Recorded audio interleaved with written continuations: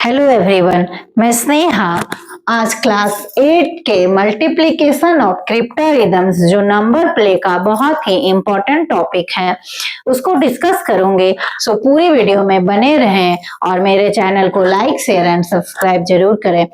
तो आज का फर्स्ट क्वेश्चन है पी क्यू इंटू 8 का रिजल्ट हमें आर एस मिलेगा। हमें फाइंड करना है कि जो letters P Q R and S हमारे हैं वो लेटर्स कौन से डिजिट को रिप्रेजेंट करेंगे।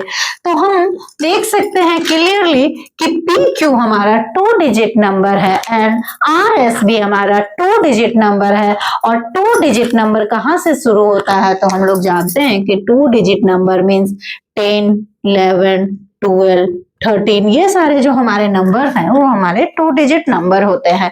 तो पी क्यू की वैल्यू कौन से हम सेलेक्ट करेंगे सो दैट इनटू 8 करने पे हमें 2 डिजिट रिजल्ट में मिले। तो यहाँ से अगर हम 10 लेते हैं पी क्यू की वैल्यू तो हम क्लियरली देख सकते हैं कि 10 इंटू 8 अगर हम लोग करते हैं तो हमें 80 मिल रहा है। तो यहाँ से ध्यान से देखिएगा फ्रेंड्स, क्योंकि ये बहुत ही इंपॉर्टेंट है। 80 मीन्स यहाँ पे हमें जो मिला 80 हमें रिजल्ट मिला, दैट मीन्स एस की वैल्यू हमें 0 मिली एंड क्यू की वैल्यू भी हमारी 0 मिली। So for the particular question 2 letters की वैल्यू कभी भी सेम डिजिट नहीं हो सकती है। पर्टिकुलर क्वेश्चन में, किसी एक क्वेश्चन में हमेशा सिंगल लेटर सिंगल डिजिट को ही रिप्रेजेंट करता है और अगर डिजिट से रिपीट हो रहे हैं दैट मीन्स हमारा लेटर सेम होगा। तो यहाँ पे Q की वैल्यू 0 है और S की वैल्यू 0 है। दो अलग अलग डिजिट, दो अलग अलग लेटर्स सेम डिजिट को रिप्रेजेंट कर रहे हैं जो पॉसिबल नहीं है, इसलिए हम 10 को रिजेक्ट कर देंगे। अभी नेक्स्ट नंबर है हमारा 11 इंटू 8 इज इक्वल टू 88। यहाँ भी हमारा सेम कॉन्सेप्ट लगेगा। तो क्या है वो कि P एंड Q, यहाँ पे P एंड Q हमारा 1-1 हो रहा है एंड R और S भी हमारा 1-1 हो रहा है। तो इसको समझिएगा ध्यान से कि कभी भी एक पर्टिकुलर क्वेश्चन के लिए 2 लेटर्स सेम डिजिट को रिप्रेजेंट नहीं कर सकते हैं, वो 2 नंबर्स को अलग अलग रिप्रेजेंटेशन करना होगा। तो 11 इंटू 8 हमारा 88 जो हो रहा है ये भी पॉसिबल नहीं है। नेक्स्ट नंबर है हमारा 12 इंटू 8 अगर हम करते हैं तो यहाँ हमें मिलता है 96। तो देखिए फ्रेंड्स, यहाँ पे P की वैल्यू होती है 1, Q की वैल्यू होती है 2 एंड R की वैल्यू 6 होती है S की वैल्यू। मीन्स हर एक लेटर हमारा डिफरेंट डिजिट को रिप्रेजेंट कर रहा है। तो हम चेक करेंगे कि इसके और भी नंबर्स हो सकते हैं क्या। ये तो हमें करंट सॉल्यूशन मिल गया। तो हमें 13 इंटू 8 करेंगे। जब हम 13 इंटू 8 करेंगे तो ये हमें 100 मिलेगा, 104 मिलेगा। दैट मीन्स 104 हमारा 2 डिजिट नंबर नहीं है, ये हमारा 3 डिजिट नंबर है। और 3 डिजिट नंबर होने की वजह से हमें यहाँ पे एक और लेटर चाहिए था जो नहीं है। दैट मीन्स ये भी हमारा वैल्यू नहीं होगा। मीन्स और जितने भी हमारे बड़े 2 डिजिट्स के नंबर होंगे वो कोई भी इस कंडीशन को सेटिस्फाई नहीं करेगा। इसीलिए हमारा answer for this particular question क्या होगा। तो हम लोग कंक्लूजन में आंसर लिख सकते हैं कि P इज इक्वल टू, हमें ये कंडीशन वैलिड हुआ, P is equal to 1, Q is equal to हमें क्या मिला, Q इज इक्वल टू हमें 2 मिला, R इज इक्वल टू हमें 9 मिला and S is equal to हमें 6 मिला। तो ये हमारा फर्स्ट क्वेश्चन का आंसर हो गया। सेम मेथड से हम सेकंड क्वेश्चन करेंगे। सेकंड क्वेश्चन है हमारा GH इंटू H। तो यहाँ हम लोग देख सकते हैं कि H और H दोनों डिजिट रिपीटेड है, मीन्स दोनों की वैल्यू सेम ही होगी।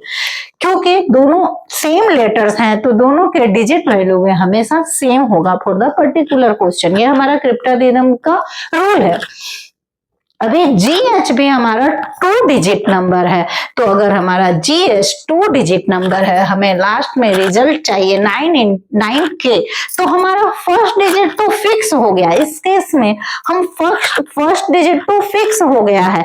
तो अभी हम इसमें अगर 1 बाय 1 चेक करेंगे, 1 0 2 0 1 1 2 1 2 ऐसे नंबर्स लेके चेक करेंगे तो जब भी यहाँ पे हमारा जो वैल्यू आएगा वो वैल्यू हमारा हमेशा पेयर में होगा, लाइक 1 1 2 2 1 0 0 ऐसे।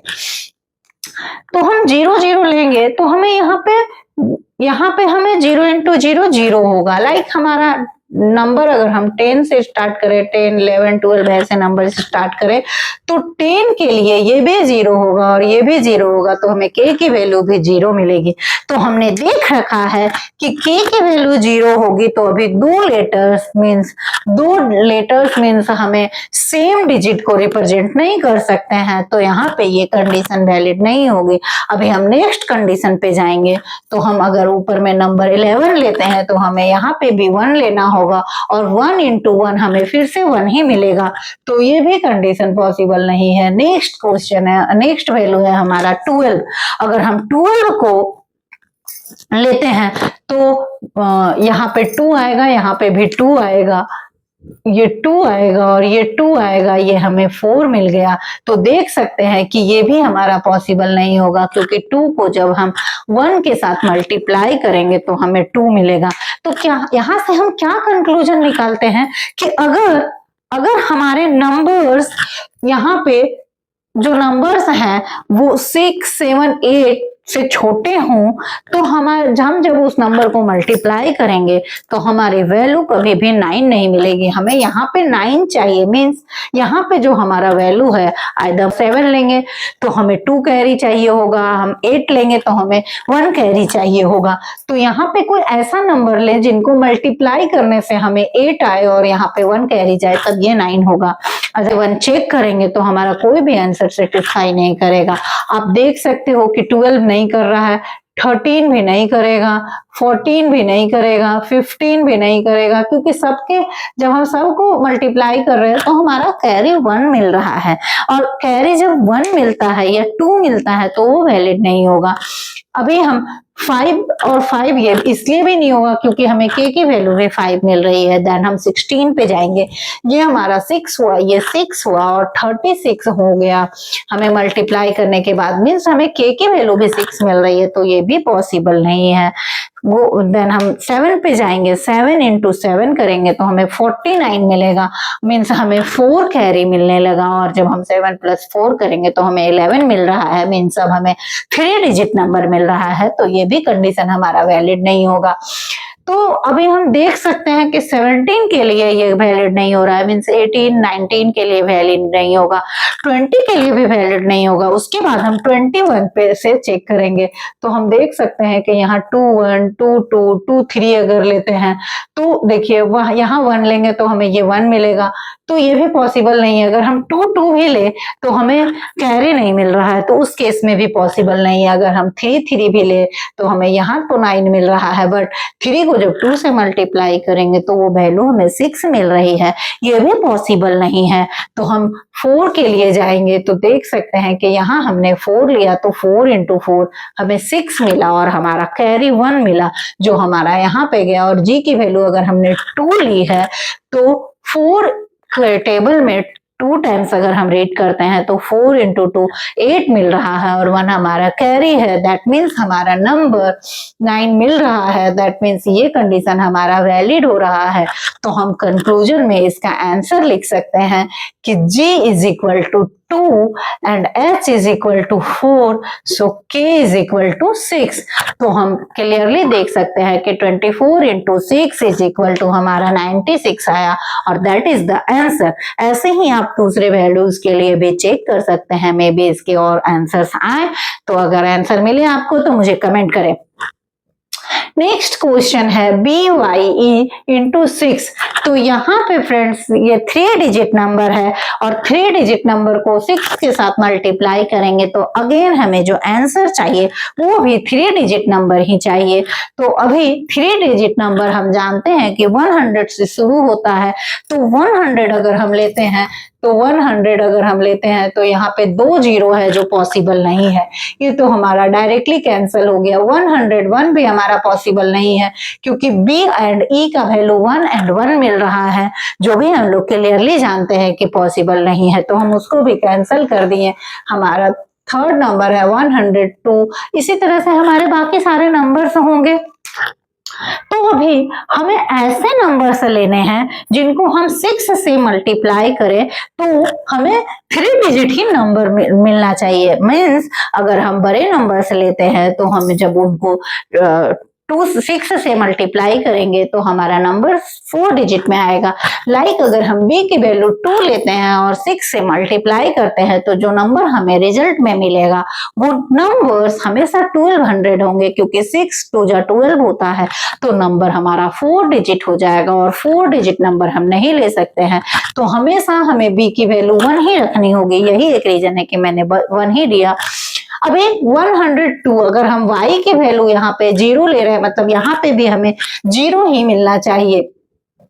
अभी हमारा e की वैल्यू अगर 2 है तो अगर हम 6 के टेबल को तो हमें 12 मिलता है, मीन्स हमें y भी 2 मिलता है जो पॉसिबल नहीं है, इसीलिए ये कंडीशन भी इनवैलिड हो गया। हमें ये भी ध्यान रखना है कि हम जब उस नंबर से मल्टीप्लाई करें तो हमारा बाकी सारा लेटर्स का सेम डिजिट ना मिले, क्योंकि हमारा पर्टिकुलर क्वेश्चन के लिए डिफरेंट लेटर्स डिफरेंट डिजिट्स को ही रिप्रेजेंट करेंगे पर्टिकुलर क्वेश्चन, और एक क्वेश्चन के लिए हमारा कोई भी लेटर डिजिट्स को रिपीट नहीं कर सकता है। तो अभी हम क्या देखेंगे कि हमारा 2 इंटू 6 12 हो रहा है और हमें y भी 12 मिल रहा है, यहाँ पे हमें 0 है, तो ये भी पॉसिबल नहीं है। नेक्स्ट क्वेश्चन नंबर पे अगर हम जाते हैं तो नेक्स्ट नंबर है हमारा 103। अगर हम y को 0 ही रखें तो हम 3 के साथ मल्टीप्लाई करें 6 को, ये भी हमारा नहीं पॉसिबल है, क्योंकि जब हम 6 को 3 से मल्टीप्लाई करेंगे तो हमारा 18 आएगा और 1 कैरी हो जाएगा, तो हमारा 18 मीन्स ये 3 है और ये 8 हो जाएगा, और यहाँ पे 8 यहाँ पे 0, ये पॉसिबल ही नहीं है, इसीलिए हम इसको रिजेक्ट कर देंगे। अभी हम डायरेक्टली इसको 1 बाय 1 चेक कर सकते हैं और डायरेक्टली भी सेलेक्ट कर सकते हैं। इसके मल्टीप्लीकेशन से हमें यहाँ y की वैल्यू 0 मिले, तो हम देखते हैं कि 6 के टेबल में अगर हम 5 ले तो 6 5 जा हमें 30 मिलता है, दैट मीन्स हमें y 0 मिलेगा और यहाँ पे कैरी 3 हो जाएगा। तो हम कह सकते हैं कि हम यहाँ पे 5 ले अगर e की वैल्यू, तो हम e की वैल्यू अगर हमें 5 मिलता है तो हम अगर 105 हमारा नंबर बनता है तो e की वैल्यू हम 30 लिख सकते हैं। अभी e की वैल्यू 30 हो गई, दैट मीन्स हमें यहाँ पे भी y की वैल्यू 0 मिल गई और यहाँ पे भी 0 मिल गई, तो क्लियरली विजिबल है कि ये दोनों वैल्यू 0 हो गए। अभी हमारा a की वैल्यू हमें क्या मिले 0 प्लस, क्योंकि y की वैल्यू 0 है तो 6 इंटू 0 करेंगे तो हमेशा वो वैल्यू हमें 0 ही मिलेगा, तो 0 प्लस 3 मीन्स a की वैल्यू भी हमें 3 मिल गई, और 6 को हम 1 के साथ मल्टीप्लाई करेंगे तो हमें 6 मिलेगा, मतलब हमें r की वैल्यू भी मिल गई। सो हमारा नंबर बना 630। इस क्वेश्चन में आप ट्राई कीजिएगा, इसके और भी 2-3 वैल्यूज निकलेंगे। y की हम कोई भी वैल्यू ले सकते हैं जो इवन नंबर हो, क्योंकि 6 के टेबल में हमेशा इवन नंबर्स ही आते हैं, ऑड नंबर्स नहीं आते हैं, तो y की वैल्यू 0 2 4 6 8 कोई भी नंबर्स ले सकते हैं आप डायरेक्टली। तो यहाँ पे 2 4 6 8 चेंज करके आप ट्राई कीजिएगा और नए नंबर्स बनाने की कोशिश कीजिएगा।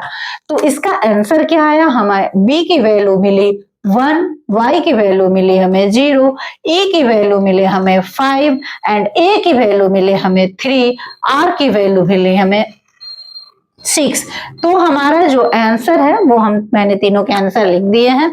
अगर आप लोगों को मेरी वीडियो पसंद आए तो मेरे चैनल को लाइक शेयर एंड सब्सक्राइब जरूर करें। Thank you.